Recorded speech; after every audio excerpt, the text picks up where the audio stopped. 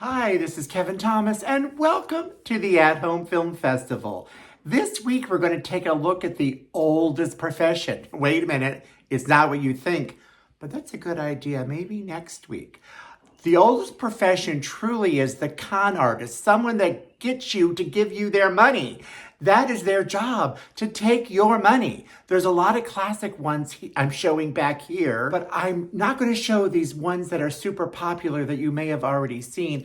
I'm going to find some recent classics and some older films that you may have forgotten that deal with con artists and other people who try to swindle us out of our money. Let's take a look and see what we got now. Our first movie, which inspired this week's episode, I just rewatched last week, I Care a Lot on Netflix. This could really happen to people where an older person gets taken of all their money, like in this film where Rosamund Pike takes over Diane Weist's money because she doesn't have any family that she knows of. And they say Diane is not fit to live alone, so Rosamund helps put her into a home and liquidates all her assets just to make a buck. This could really happen in real life, and it really scares me. By the way, this movie has a great twist because Diane Weist really isn't so alone. This was up for a Golden Globe for Best Actress, which was a surprise nominee because no one had heard of this film when it came out, even though it's now on Netflix and you could watch it. So watch it with me, okay? Then there's Nightmare Alley, which has one of the greatest casts you'd ever see in a film. When this first came out, I thought it had too many stars in it to really be compelling to watch, because sometimes you just showcase all the stars. But they're all really good. This movie was a giant flop, even though it's from great director, as you saw there, Guillermo del Toro. It was at theaters very briefly, and then it went right to streaming channels, so it did not recoup its money. It cost $60 million and did not even quite worldwide make $39 million. But when I finally did see this movie, I loved it. And I wish I saw it in the theater because it was so beautiful. I should have remembered that director only does beautiful movies. It has the greatest cast. Look, we have Bradley Cooper, we have Kate Blanchett, we have Toni Collette, we have Rooney Mara, we have Willem Dafoe. Everybody's in it. And because of its quality, I wasn't surprised that it deserved its Oscar nomination for Best Picture. But this also deals with the carnival. And actually, if you think about it, carnies are one of the original swindlers because they make you believe in magic, they make you believe in spells, they make you believe in a lot of things. But Bradley Cooper's character takes the carny talent further into society. It's quite a stunning film. You could catch it on most streaming channels for just a few dollars or on FX for free. Check it out. Now let's go back to 1973 and Paper Moon, which you could find often on TCM, or you could buy it for $4.99 on Amazon Prime. This movie with Ryan O'Neal as a grifter using Bibles to get his way into older women's homes is really clever. And he brings along his true life daughter, Tatum O'Neal, who won the Oscar for Best Supporting Actress, the youngest person ever to win an Oscar. There's a lot of talk that she was in the wrong category because she really is on screen the whole time. But because of her age, they put her in supporting. She would not probably have won Best Actress, but she definitely deserved an award. She is an amazing young actress. In fact, I want to take a look at one of my favorite scenes of her. Let's do that now. I'd like an eye pen, a toothpaste, and a pack of scents. So here's Ryan O'Neal setting up the grift. Here you go.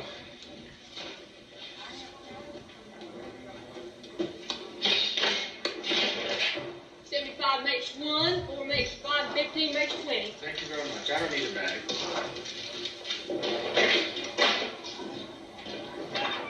Okay, let's watch her go in for the kill. 35 cents. 65 cents makes $1. Thank you very much. Thank you. Yes? May I have a bottle of purple toilet water, please? That'll be 25 cents.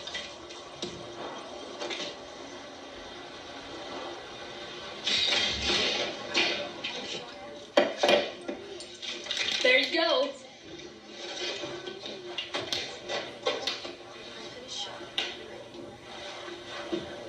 Lady, you made a mistake. Huh? I give you $4.75. cents. But I give you a $20 bill.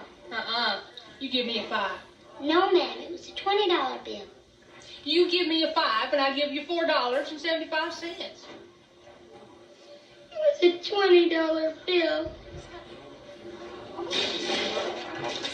Got no 20s in with no 5s. What's all the turmoil? What's going on here? This little girl gave me a $5 bill and I give her change. I gave her a $20 bill. I know I did. It was a birthday present for my Aunt Helen in Wichita, and she wrote "Happy Birthday, Addie" on the end of it. You just go look and see. That's it right there. That's my $20 bill I got from my Aunt Helen in Wichita. Give the child a $20 bill. Yeah. Give the child a $20 bill, Miss Brownwell. Yes, sir. Give her a piece of candy, Miss Brownwell. Yes, sir. And pay attention to things, Miss Brownwell. Yes, sir.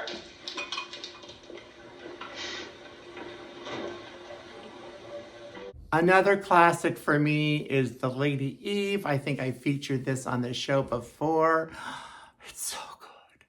It's free on Prime right now. We have Barbara Stanwyck and Charles Coburn as her father that, of course, are trying to get money out of people. Henry Fonda is their latest target. She's scoping things out to make sure she gets his attention. This has a near perfect scope. There she got it. This has a near perfect score on Rotten Tomatoes at 99%. Wow. Barbara Stanwyck is always amazing. And Henry Fonda plays a really fun goof in this. So I think it's great chemistry and a funny movie and a classic you must watch. A movie that is seemingly sweet and innocent, you cannot believe, deals with crime, grifters, and swindlers. But Fitz Willie, which you could find free on YouTube, or you could find it on the Canopy channel, has Dick Van Dyke in his first movie since his TV series was canceled. He was super hot at this time. This movie also failed, though, at the box office. But he plays the houseman to a rich woman who actually isn't rich anymore. So he and all the staff have come up with a way to steal money, swindle people out of things, take advantage of them, just to put the money back into her home so she could resume the expensive lifestyle that she's had forever. And she has a lot of philanthropic charities that she wants to still donate to, so they're actually funding that. This movie ends with a great scene at Gimbel's where everybody's involved and taking all the money on Christmas Eve, the most profitable day of the year, to take it as their last heist. You gotta watch Fitz Willie. Will ya? Queenpins is actually based upon a true story. Oh, just said it right there. Which you could catch on Netflix with the lovely, love her, Kristen Bell, as a woman who's trying so hard to get ahead in the world, but she isn't getting ahead. Neither is her neighbor. So they decide, why don't they reproduce coupons and sell them? They make tons of money doing this. True story too. And this movie is so funny and terrific, and it's got great buddy film for the two of them. I did feature this movie months ago when I did an episode about scene-stealing co-stars, and Paul Walker Hauser is a scene stealer in this movie as well as many other things he does. There he is. Love that man. Catch this movie. If you don't find it on Netflix, it's often on Paramount Plus as well, because it is a Paramount picture. Oh my gosh, there are so many movies that I could not narrow it down to 7, but I did. So I almost forgot about this one, The Joneses, which you could find for free on Prime. This movie is way ahead of its time, and 2 was not a box office success. This you could actually think of as the first movie about influencers before the internet and cell phones and Instagram. It stars Demi Moore and David Duchovny as a couple, but they're not really a couple. They're acting as a couple where they have fake children as well. They come to towns pretending to be super successful people, which they are because they make money off of the things that they influence on. And then while they're in the town, they dress great. They buy the fanciest things just to get the whole neighborhood to want what the Joneses have, hence the title. It was super clever, super fun, and super forgotten. So you should remember the Joneses. It's the influencer movie before the Kardashians were around or famous or actually had Instagram, because they've been around a long time and they've been famous a long time, but no thing of Instagram when this movie came out. Point clear? Okay, thanks so much. That's our show of the week. I hope you share and come back and subscribe.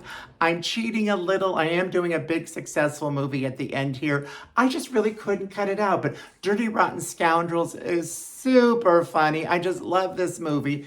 Do you love this movie? Did you love any of the ones I mentioned this week? Is there one that you never heard of and now you're going to watch? Let me know in the comments. I will see you next week, and maybe we'll actually do one about the oldest profession. Okay, bye.